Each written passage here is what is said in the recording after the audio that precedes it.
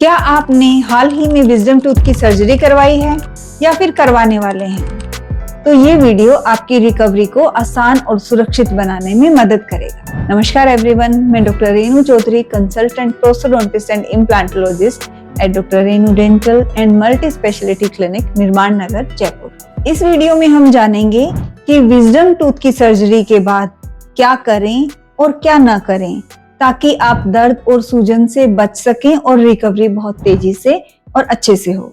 अभी हम सबसे पहले जानेंगे कि सर्जरी के बाद हमें क्या करना चाहिए या क्या करें। प्रोसीजर के बाद आपके मुंह में एक कॉटन लगाया जाता है और आपको बोला जाता है कि उसे आधे घंटे तक दबा के रखना है। आधे घंटे बाद उस रुई को हाथ से पकड़ के निकाल देना है और कुछ ठंडी चीज जैसे आइसक्रीम बैक टू बैक 2-3 आप खा सकते हैं या फिर ठंडा शेक पी सकते हैं, ठंडा दूध पी सकते हैं। जिन लोगों को डायबिटीज है वो सब शुगर फ्री चीजें लें। इससे दर्द में राहत मिलती है, सूजन में राहत मिलती है और जो ब्लीडिंग है वो इजीली रुक जाती है। और जिस भी दिन सर्जरी करवाई है उस दिन कुछ भी गर्म नहीं लेना है। अगर चाय कॉफी लेने का मन हो तो बिल्कुल रूम टेम्परेचर पे करके फिर लेना है। और खाना खाने में ऑपोजिट साइड से ठंडा और नरम खाना खाना है, जैसे कि आप दलिया चावल खिचड़ी खा सकते हैं या फिर चपाती का चूरमा बना करके खा सकते हैं। दही, छाछ, दूध आप कुछ भी ले सकते हैं, ऐसी कोई रेस्ट्रिक्शंस नहीं है। विजडम टूथ निकालने के बाद जिस भी साइड से विजडम टूथ निकाला है उस एरिया में बर्फ से सिकाई करनी है।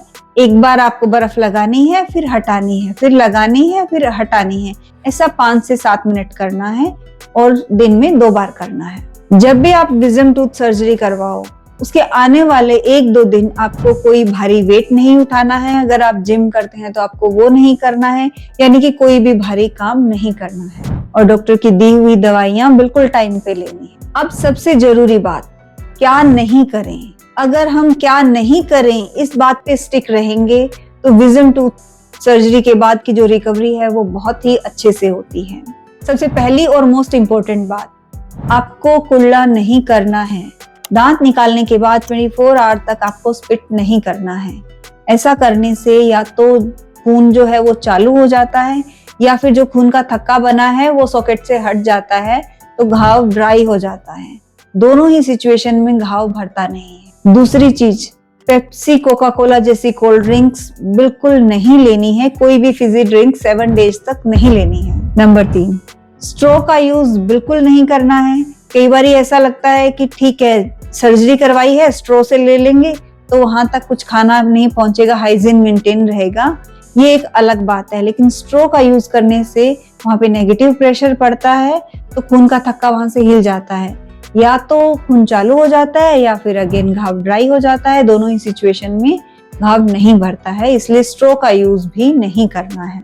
घाव वाले एरिया को अपनी फिंगर से बार बार टच करके नहीं देखना है, क्योंकि जो फिंगर होते हैं उसमें बैक्टीरियाज होते हैं और बार बार टच करने से इन्फेक्शन के चांसेस बढ़ जाते हैं। स्मोकिंग और शराब जैसी चीजें आपके घाव को भरने में डिले करती है, तो उनको भी अवॉइड करना है। अगर सर्जरी के 3 दिन बाद भी वहां पे आपको दर्द हो रहा है, सूजन हो रही है या फिर मुंह खोलने में दिक्कत हो रही है तो तुरंत अपने डेंटिस्ट से मिलें। सही समय पर की गई देखभाल हीलिंग को तेज करती है और इससे कोई जटिलता भी नहीं होती। अगर ये जानकारी आपको उपयोगी लगी हो तो इस वीडियो को लाइक करें, शेयर करें और हमारे चैनल को सब्सक्राइब करें और बेल आइकन बटन दबाना नहीं भूलें, ताकि अगली बार जब भी आप मुस्कुराएं तो आपकी स्माइल दर्द रहित और आत्मविश्वास से भरी हुई हो। Thank you.